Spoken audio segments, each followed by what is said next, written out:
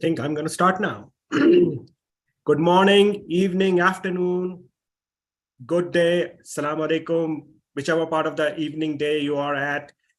Greetings. My name is Shazad Saeed. I'm a pediatric gastroenterologist in Dayton Children's Hospital and the clinical director of Improve Care Now. I'm welcoming you for this live stream on Observing Ramadan with IBD. This is organized by South Asian IBD Alliance, which is the first patient clinician-led organization in the IBD space.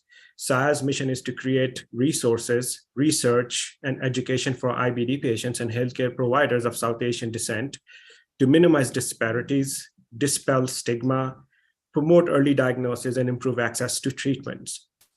Through its patient outreach and advocacy committee, SAIA provides evidence-based education that is easily accessible to our patient community. And our sincere hope is that through these sessions, we can empower our patients and enable them to advocate for better care for themselves. Today, we are excited to partner with the Crohn's and Colitis Foundation and the Improve Care Now Network on this important talk on Observing Ramadan with IBD. I have some great panelist participants representing a patient's perspective, a parent's perspective, and hopefully a clinician's perspective on how to manage fasting and Ramadan with IBD. So I would invite the panelists to introduce themselves, their role within the community, and where they are located, and if they're comfortable sharing their diagnosis of their patients. So I'll start with Noor first. Good morning. Thank you, Dr. Saeed. My name is Noor ultimimi. I live in San Diego, California.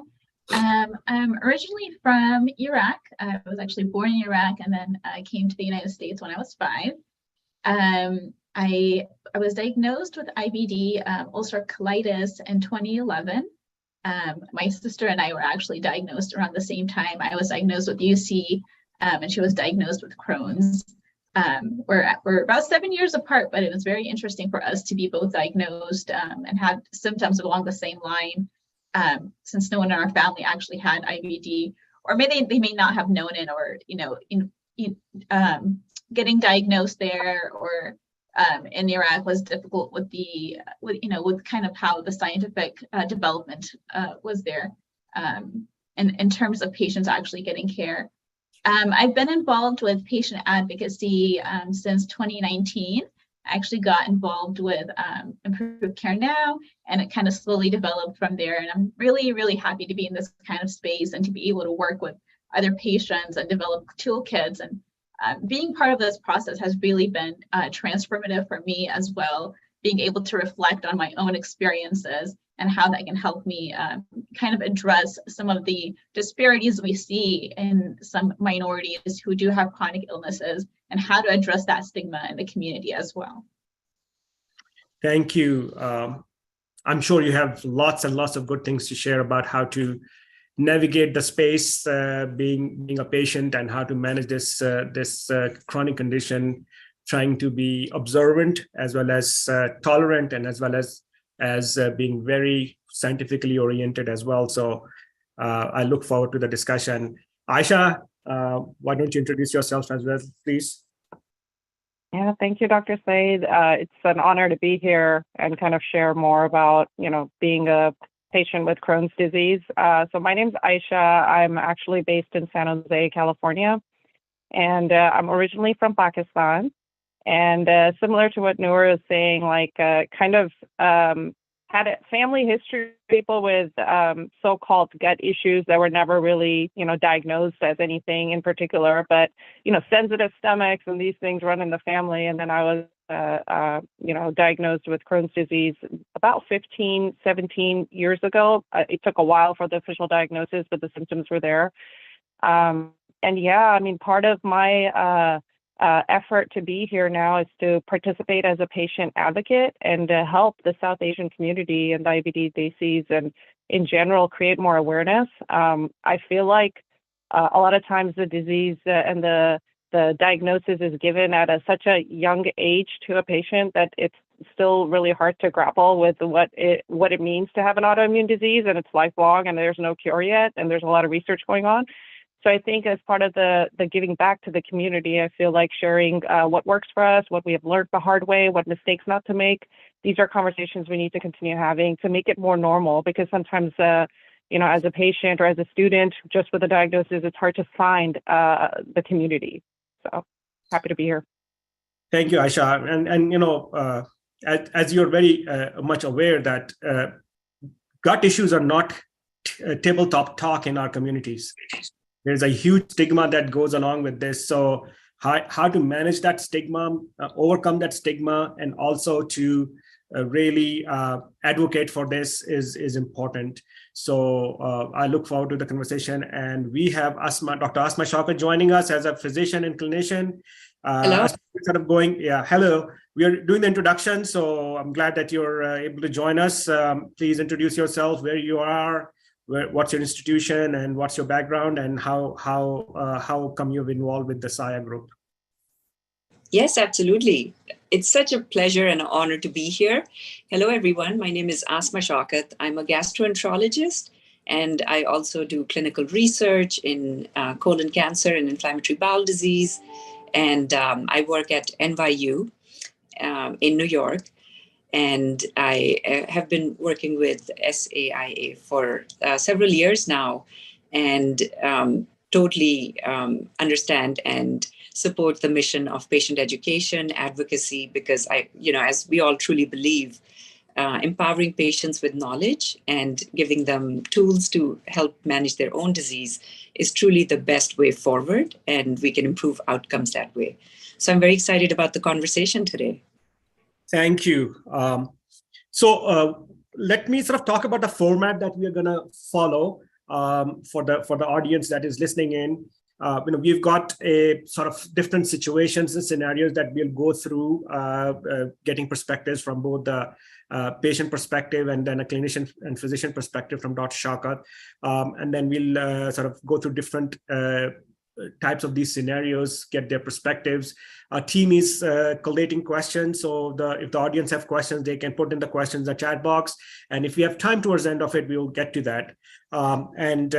So let's start. I would also start off by sort of having sort of a disclaimer, if not anything else that I want to say is, this is again, coming from a patient's perspective, family's perspective, physician's perspective.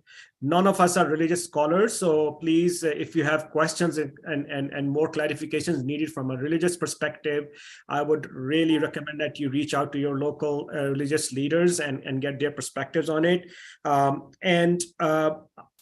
I would also sort of emphasize that this educational content is not intended to be taken as medical advice and should not replace the shared decision-making, recommendations, and advice of your physician and your care team. Please refer to them, like the religious perspective. Please refer to them for specific situations that you might be going through to get their perspectives for a shared decision-making impact. So let's start off by talking first about how the IBD patients can balance their IBD care and their religious beliefs during the month of Ramadan. So from a patient's perspective, Noor, I'll ask you to sort of share what has been your experience navigating Ramadan post your IBD diagnosis.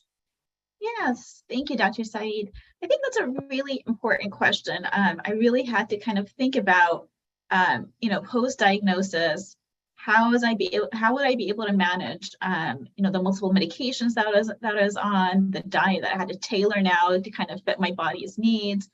To many Muslims, whether they have a chronic illness or not, Ramadan is a very integrative spiritual month, and everyone wants to be involved in some kind of way.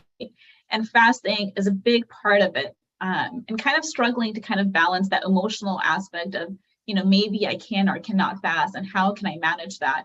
And I remember a couple, the first year within my diagnosis, I kind of thought about, how was I going to be able to take my medications I would take throughout the day? Would it be possible to group these medications? And that's a really important question I wish I had asked my doctor earlier, because, there are medications you cannot group all at the same time and take at the same time. So that was definitely a big learning experience for me, taking that first step. And I think just from kind of learning how to manage the disease it was a little bit of intimidating for me to kind of have that conversation with my doctor. I wasn't sure if that would be something they would be familiar with, or if they knew what Ramadan was, and kind of the impact it is, within the Muslim community. So I never really had that conversation with my initial GI. I think it really kind of impacted how I kind of got through the month of Ramadan, how I was able to cope with my medications. It definitely got better, some years down the road, as I was able to kind of learn a little bit more and navigate the disease better. But I was eventually able to have that conversation with my physician, and being able to figure out, which medications I can take, before sunrise, and which medications I can take, during once we break our fast, and if it's possible to group these medications.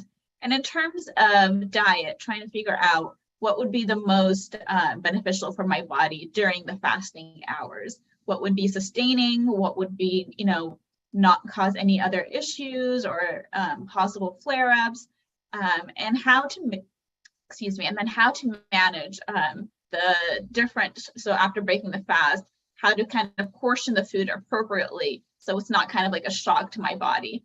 It's definitely become a lot more manageable, and something I've been able to plan in advance before Ramadan, trying to kind of prep my body beforehand, trying to figure out how to make it be better efficient at it and be able to actually enjoy the month, and not thinking about basically the consequences of the what ifs and what would happen. It's definitely now that biologics does most of the work for my body now, and I don't have to rely on oral medication as much. Definitely makes it easier to plan. Back in 2011, when I was on multiple oral medications, it was really hard to kind of fit that in. But I'm really grateful for how much medicine has advanced and has kind of given me the opportunity to be able to participate in religious activities, but also being very mindful of my body as well. Thank you, Noor. I was just going to say that it also depends upon how severe your disease is, and also that sort of informs the shared decision-making opportunity. Dr. Shaukat, I'm going to sort of turn to you for a perspective on this. How do you support your patients in clinic in finding strategies to observe Ramadan in a way that is very IBD friendly? And that's an opportunity for sort of, again, as this word of shared decision making will keep coming back and forth, and I think nothing more highlights the opportunity for shared decision making than conversation around fasting and Ramadan for patients who are of Muslim faith. So your perspectives would be welcomed on this. You're muted.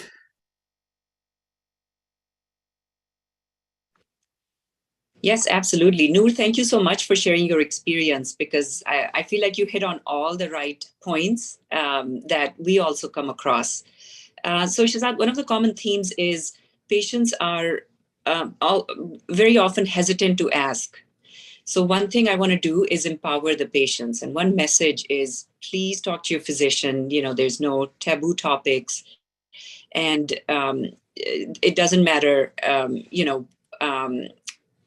what your thoughts are, but make sure you ask your doctor, because I feel like a lot of patients are hesitant to ask. And sometimes I have to initiate that discussion. And sometimes if I forget, I feel like I lose that opportunity. So I want to empower patients to definitely ask. When the conversation does come up, it's really important to empower the patient and also make them feel comfortable with their choices. I would say the predominant sentiment I get is patients are, they feel guilty for making any adjustments, and they feel extremely guilty if, for instance, somebody with more severe disease has to take infusions, and that means they can't fast. So I definitely want to say that patients, we put your health first, and you should be putting your health first. So let's see what works best for you. And then we can kind of work it around Ramadan and what you wish to do there. And there should be absolutely no guilt, because your health is, very important. And again, Shahzad, like you mentioned, we're not religious scholars, but I think they would agree with us that, if your health condition doesn't allow fasting, you should not feel guilty about that. So I want to remove any taboo around that also. The third thing is exactly as Noor mentioned, talking about the medications and the diet, and then other lifestyle activities that we know influence IBD activity. And having a conversation about those three aspects, separately and one by one, is very important to give them kind of a framework to work with. So again, I'll stop there before we go into more detail.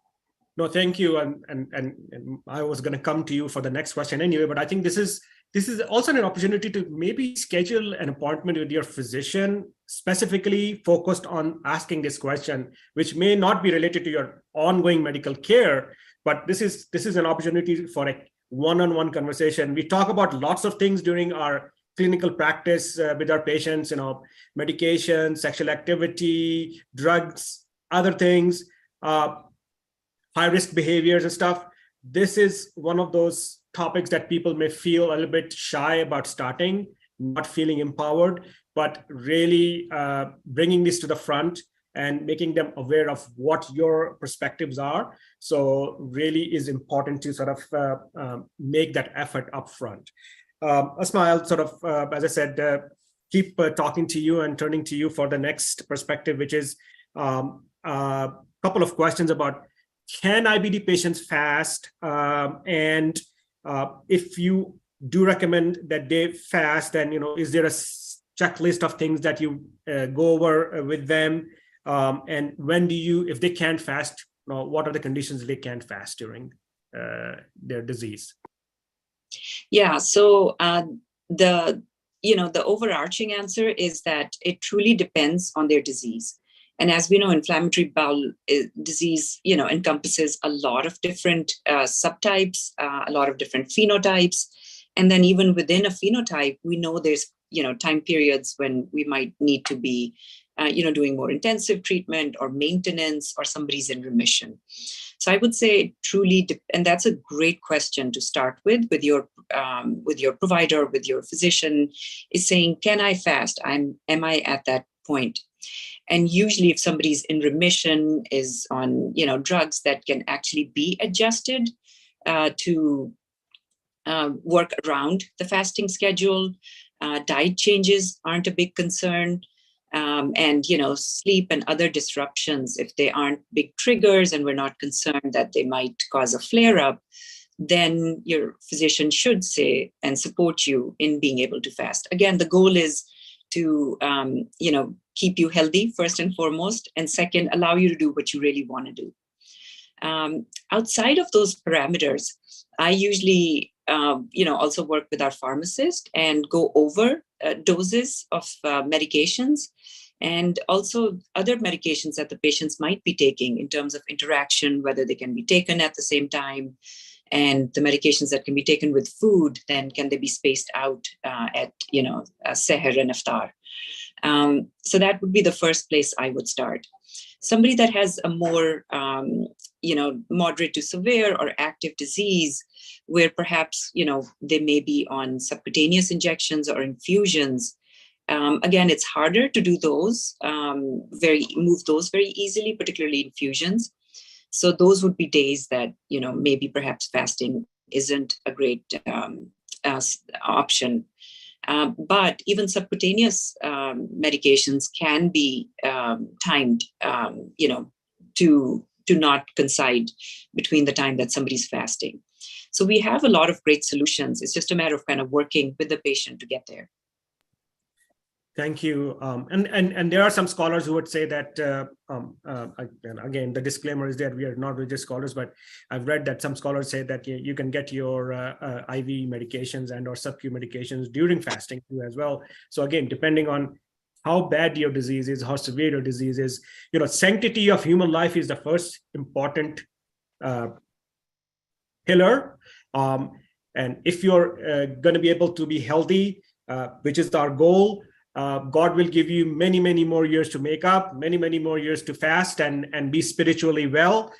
So a little bit of a temporary setback about not able to fast for this year or the year next will ultimately contribute to many, many more years of wellness. So I would think of it as the long-term goal, not just about today or this year. One question, Dr. Shaukat, about nutritional therapies or navigating ostomies or TPN during Ramadan. What are some special considerations to think about? And I would also probably highlight that potentially if somebody is on TPN means that they are pretty severely ill. So, they may be exempt from fasting itself, but your perspective on that. Yeah, absolutely. I was going to echo what you just said. If somebody has an ostomy, that generally means, the body isn't able to absorb fluids as well as somebody with an intact colon. So it's very important that they not get dehydrated, because as we know, that leads to many different consequences, including hospitalization and, bad outcomes. So for those individuals, perhaps fasting is not an option, and maybe it's not an option for this year or next year, but eventually might be. So keeping an eye on hydration is key. And I would say if that interferes, obviously it will with fasting, then perhaps, not fasting is the right way. TPN, again, based on, some scholars believe receiving IV nutrition doesn't really, people can still fast, it doesn't interfere. If that's the case, then it's totally fine, but I wouldn't forego the TPN for the sake of fasting is the really important rule. The third aspect is the blood draws. And again, if you do believe that getting a blood draw kind of, doesn't allow you to fast, then talking to your doctor and saying, hey, if there are labs that I need, especially routine labs that are, say, every 4 weeks or 6 weeks, can I space them out so that they're before or after Ramadan? And that's a totally reasonable request.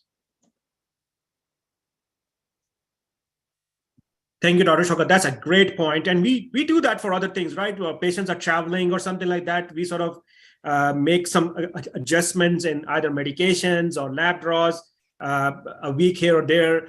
So it's a great highlight to sort of think about in the same scenario for Ramadan.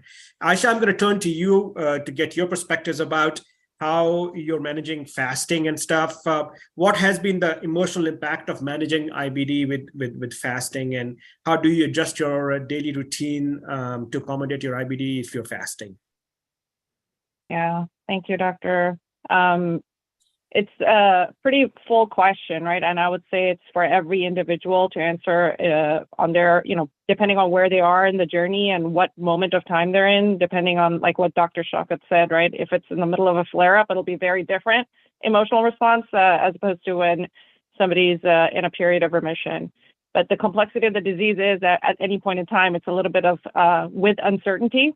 And that uncertainty can take a toll on our, ability to kind of not put ourselves on that standard of perfection. We see the whole community participating in Ramadan, and we feel like we have to, be as much part of it in that spirit of Ramadan. It's a very joyful time, something we look forward to all year, and want to increase our worship and increase our fasting and remembrance of Allah.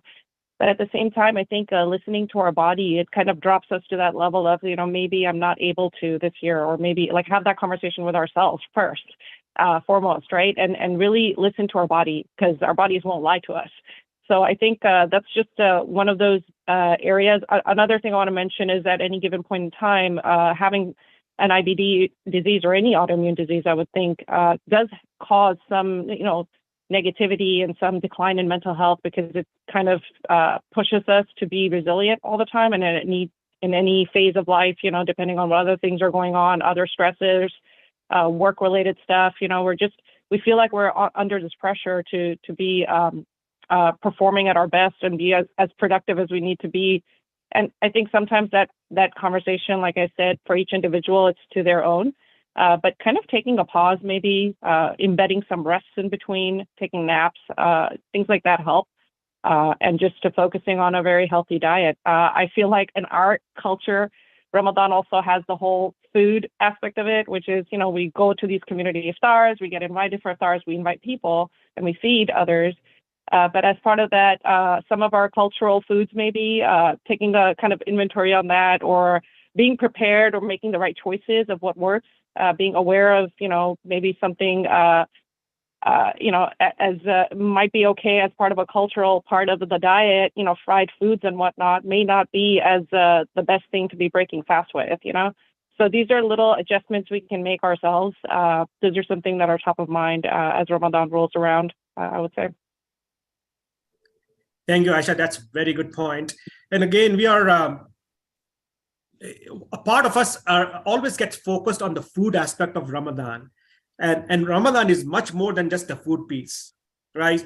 It's the opportunity to slow down, self-reflect, have spirituality, have conversations with ourselves, with our families, make a connection with Allah subhanahu wa ta'ala directly, ask for guidance, and it's much more than just a food.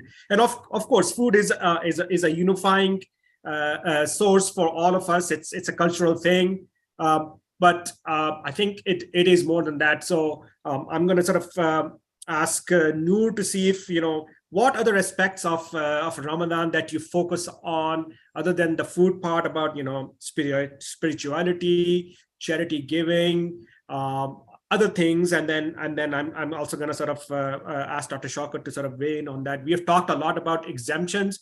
We have talked about what are the conditions that you should not be fasting, and so I think we've sort of spoken a lot about that. But the non-food aspect of Ramadan is also equally important, maybe more important. Yes, thank you, Doctor. One of the biggest things for me, and one of the things that it's really necessary to reflect on, is that Ramadan does not impose us to be hard on our bodies. Ramadan's about teaching us kind of self-discipline, sacrifice, and compassion. And sometimes we forget to have that compassion on ourselves as well.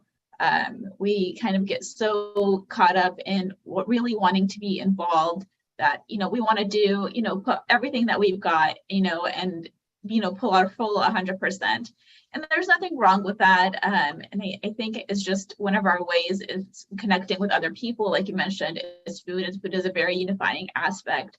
And one of the things I've, managed to kind of reconcile that in a way that, helps me feel a little bit more like I'm actually being part of something, I'm actually being part of the community, is by either being involved with our local mosque, contributing to what they, and volunteering during mosque activities, watching the kids, helping out with, distributing food.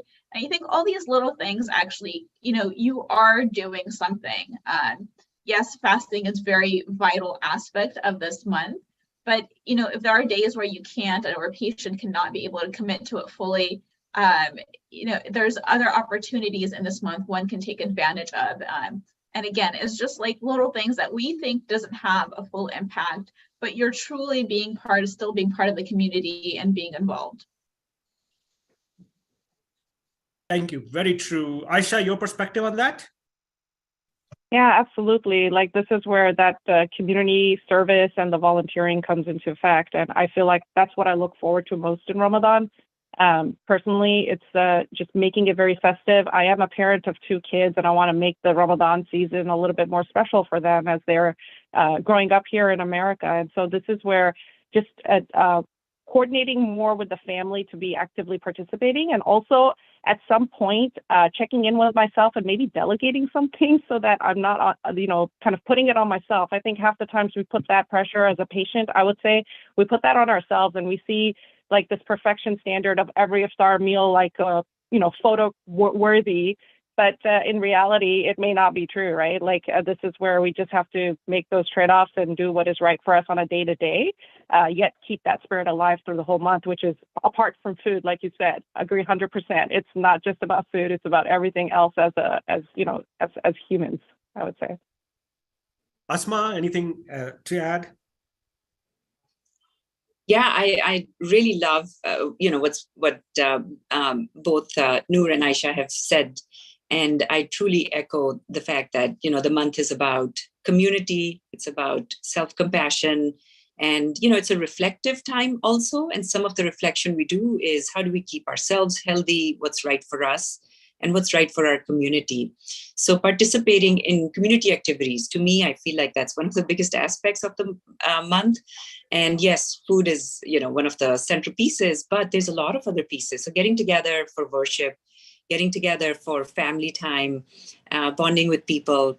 For instance, I had an opportunity to go to a Desi senior home here in New York.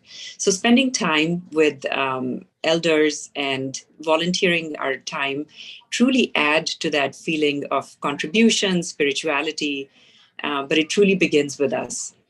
And I want to say about the food piece, I feel like as the month goes by, we start, craving more and more different kinds of food that we don't usually eat. So again, exerting a little bit of self-control there and, by all means, doing things in moderation, but avoiding large meals, fatty meals, things that, we know might trigger any kind of symptoms. I mean, they're enough to give symptoms to even people without any inflammatory bowel disease. So being mindful of those things is truly what the month is about. I think that's a great call out. I love your sharing about going to the elder home. I think this highlights one aspect that I try to do. I'm not always successful. At something that I would probably advise other people to think about is as part of your self-reflection exercise, thinking about what are new things that you may want to do, new habits that you may want to focus on that are more meaningful and more reflective of the community than self. So listening to yourself is important. So, setting limits for yourself, both physically, emotionally, and mentally, and professionally at certain times, but also thinking about how you can contribute to the greater good is an opportunity to really think more about what Ramadan can give to us in our day-to-day living. Again, one of the aspects that we want to sort of continue to talk about is that from perspective of, I'm just going to share one saying that Allah does not want us to be miserable or in pain. So, and that is not only physical, but it's also emotional and other things to sort of think about. So coming towards the next sort of scenario is discussing Ramadan with patients and clinicians. So Asma, I'm going to look to you to see how important it is for patients to discuss their plan for Ramadan. I think it's a self-preparatory sort of an exercise. We plan for vacation, we plan for trips, we plan for events. So maybe there's an opportunity as we are setting up, might be an opportunity to sort of set up an appointment with your clinician before Ramadan starts, or a month before Ramadan, or a few weeks before Ramadan, so that you can have the opportunity to bring up things that you might be on your mind with your physician caregiver to say, okay, how can I sort of adjust things? So any ideas or thoughts about that? And we have touched upon this in the past, but anything specific that comes to your mind? Yeah, absolutely. I want patients to feel empowered. Again, your physician may not know when Ramadan comes, and it does move around, 10 to 12 days every year. So that makes it really hard to remember. So it really is incumbent upon you to plan ahead. And if you have an upcoming visit anyways, make sure you bring that up at that visit. If you don't, send them a message or, schedule a visit. It could even be a telephone visit. Yep. But say, I'd like to discuss, with this upcoming month. So be proactive, feel empowered. And it doesn't matter if your physician isn't a Muslim or doesn't understand Ramadan. They'll still know, what you're referring to and what's important to you. Because at the end of the day, we as physicians want to do what our patients value, and we want to help them in that journey. So your physicians will be very happy to hear from you and give you, pointers, advice, and whatever they can do to adjust the schedule and make the month a successful month for you. So absolutely be proactive about bringing that up. And like I mentioned, I feel like most patients don't, and sometimes I forget to also, and then I always end up regretting it because, I find out, way later, and it's just a moment where it's a missed opportunity. So I would say that's really important. And I would love to actually hear from Aisha and Noor how we can actually empower patients. What are some of the barriers that get in the way Is it embarrassment? Is it shyness? And what can we do as a physician community to improve that messaging and get patients to talk to us more proactively? What are your thoughts? Noor, do you want to start first? Yeah, sure, of course. I think that's a really, really great question. And it's one that I've actually thought about, when I initially had that initial kind of hesitation when I reached out to my first GI. And, later I kind of thought about it. I was like, why did I feel like why did I feel like I had that setback? Why was I not able to have that kind of communication or discussion? Is it because, one, I was worried maybe, they didn't think I would be in a good position right now as a patient to be able to fast. I didn't want to hear that answer. Or was I concerned that they, didn't have enough information about Ramadan and what would fasting be? And then I would, kind of go into this, long conversation feeling like, I kind of having to kind of explain what this month is and how it, the power of this month for many Muslims. And so that's something I had to kind of think about as a patient, what was stopping me. And then, after I had a discussion with my GI eventually about this, I realized, one, you don't really make assumptions about what a physician might think. They probably have a lot more cultural competency than you actually really think. And that they might be informed and, have, other Muslim colleagues perhaps and know about this month. So I think for me, it was just maybe that having that, maybe kind of that religious barrier and maybe not being really sure whether they might understand the motive and wanting to participate. But I think for the most part, I think it's just kind of patients feeling that they might not be understood and therefore they don't have that conversation at all. At the end of the day, it is a patient's responsibility to kind of lead that conversation, make it clear why they value this month, what they are kind of their goals and aims, and to kind of initiate, doing blood work, managing meds, making sure they're actually they're in a good position physically to be able to fast.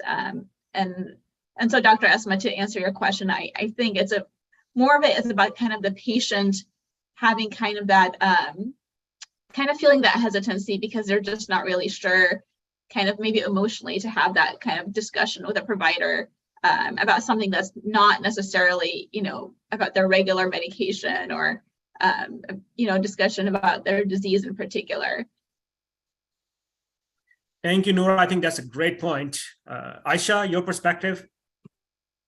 Yeah, I was just going to echo what Noor said. Sometimes it's like the hesitancy just comes from, being that patient thinking, oh my God, the doctor's in a hurry. Like I got to just, talk about the medication or what I need to be like, kind of like a meeting with an agenda and not necessarily make the small talk. But I think from in hindsight, if I look at it, like if the doctor kind of starts that kind of a intro, kind of a question like, hey, how are things going? Or like kind of get into the like, hey, are you observing Ramadan? Or just opening the gateway to some more conversation that gets personal.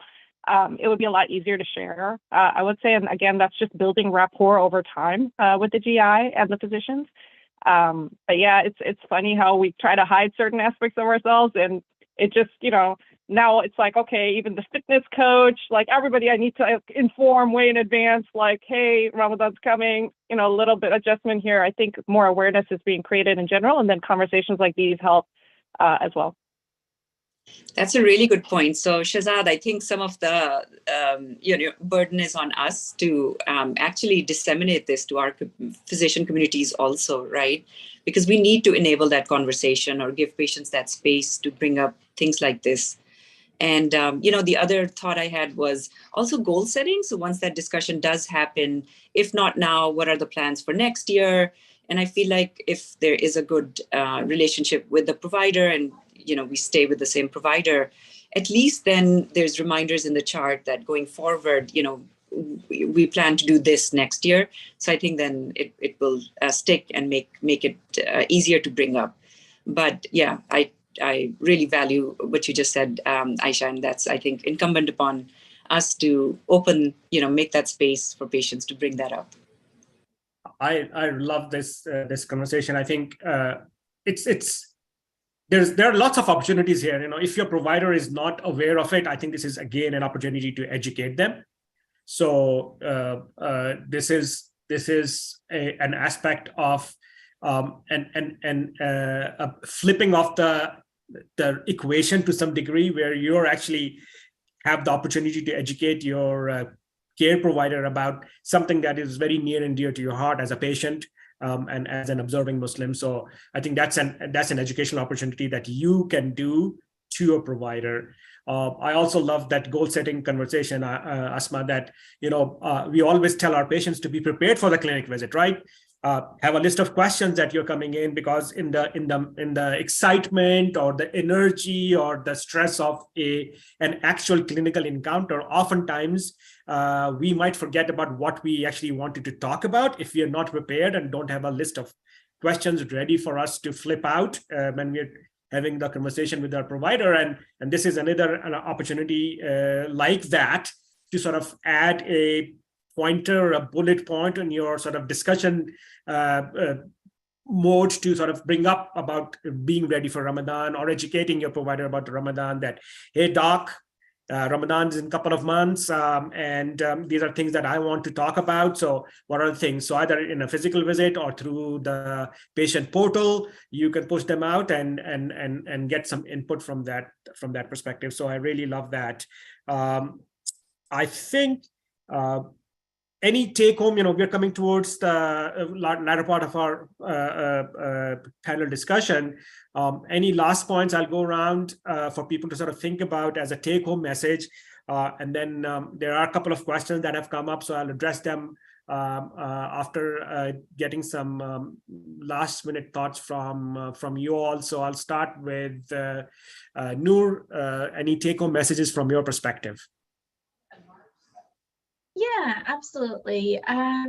So I think a big thing for me, and that really has helped me a great amount in the past few years, in which I have been able to fast. One of the biggest thing is that, if I'm participating in a communal activity, usually I'll kind of like take my meals with me and kind of, say, do kind of like a potluck and share with other people. So it's not when you're, you don't get that kind of, you're not kind of put in a situation where you feel uncomfortable or you can't join in with food with other people.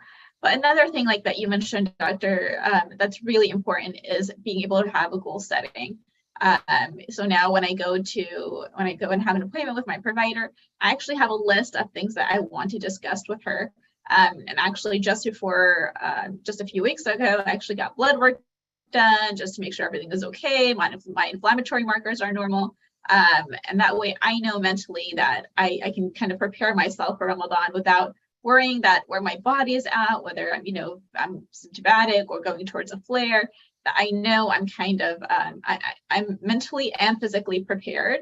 And one of the things that's helped me actually quite a bit is being able to do, go through these pre-fast. So like I kind of prepare my body and I do kind of like about 12-hour, 14-hour fast just to see how my body is at, and then being able to kind of tailor my diet. And that's really helped me kind of physically feel ready towards Ramadan. And it's been really great for me, and it's been working out. And and I hope other patients can kind of figure out what works for them and having that conversation with their physician. Thank you, Noor. Aisha? Yeah, just a lot of what Noor mentioned is like on point. And just one more thought came to mind as Dr. Syed, you mentioned, Allah doesn't want us to be miserable, or Allah doesn't want us to be in pain. Like, I feel like so much of this disease, we kind of hold on, or it slowly progresses and we don't realize like how bad it's gotten because it's every day like gets worse kind of thing. So just from a personal account, even discussing like options of, like what other treatments are there, or if there's like surgery involved, like these are things that we don't necessarily, as part of our community, like we kind of leave that as the very last resort, and it is a last resort. But at the same time, the possibility of what other interventions or what planning can be done for the future, these are discussions to be done. And it's kind of like Ramadan is that time of the year to kind of reset, right? And we have to prepare for it like a marathon. So all of these points that Noor mentioned, intermittent fasting maybe, or loading up on the electrolytes a little bit more, and, just checking iron levels. Like, these are all things that we could be doing in order to be better equipped and better prepared with data, and just kind of like listening to our body every day and going forward, inshallah. Perfect. Proactive approach. I Asma. like that. Yeah. So yes, I totally echo proactive approach, maybe getting started a few months ahead of time. Again, thinking about nutrition, labs, having a conversation with your provider, sending them a message saying, hey, I'd like to talk about this at my next visit, goal setting. But then at the end, at the time of the month, definitely having self-compassion first and foremost, and taking care of yourself so you can take care of your family and your community. And then if fasting is in the cards, absolutely, we'll do what we can to empower and support you. And, for the time periods that it's not, then, being engaged in other activities and finding fulfillment in prayer, community work, and family and friends, because truly the spirit of Ramadan is more than just fasting. So remembering those, key concepts. Boy, you guys all have such great take-home messages. I don't think so that I have anything else to add to that message. It's really beautifully, succinctly captured in everything that you all have shared. I think my self-reflection is that self-care is strongly encouraged in order to care for ourselves. Strategies like mindfulness, introspection, and a slower pace are some of the tools that equip us with greater awareness. We all recognize that food is not the only focus area. It's all other things that Dr. Shaukat talked about. We need to be very mindful of our individual practices and routine. It is a month of reflection, a month to recharge and to reset. And I will end with a quote from the Prophet Muhammad, peace be upon him, that offering prayers and sleep at night is as your body has a right over you. So again, the goal is not to punish yourself in order to achieve some greatness and stuff. So I really appreciate and deeply thank Noor, Aisha, Dr. Shaukat for sharing their perspectives, their expertise, their lived experiences on this webinar. I was really lucky to be able to moderate this session, learn from them. And I also want to thank Saya for organizing this in support with the Crohn's and Colitis Foundation and Improve Care Now. There is a question that came up through the list is about managing doing Taraweeh if they are having diarrhea. So, I think it's a very good question. And I will ask Dr. Shaukat to sort of give her perspective on this, that, having to do wudu every single time that they have to go rush to the bathroom interrupts the flow of doing the Taraweeh. So any thoughts and advice on that? And I might offer something after Dr. Shaukat answers that. Yeah, I mean, if it's happening that often, then I would really look at whether the disease is well controlled or not. And are there dietary triggers that are causing it? We know one of the strongest triggers is a gastrocolic reflex. So, we talked about this, having a large meal at iftar perhaps triggers some of those symptoms. So practicing moderation, if that's the case, but otherwise, using medications that can help curtail some of those symptoms. Shahad? I think that's very important. Understanding what the trigger for that is, and if it's just a disease flare, then again, you're in that exemption group as it is. But if you are in a maintenance phase and otherwise doing well, but still having this urgency to go to the bathroom and having to do wudu all the time, remember that Taraweeh is not fard. It's also a sunnah. So and you can do 2 rakats, you can do 4 rakats. You don't have to do 8, 20, or whatever the number that your local community tells you. It's an opportunity to just do extra prayers, and you can do it at home. You don't have to be in the congregational prayer setting, which again adds another sort of a burden to you as well. So maybe doing a smaller number so that you don't have to be in a repetitive stage for wudu is important. But all the medical things that Dr. Shaukat shared is important, but also remembering the fact that this is a sunnah not afford.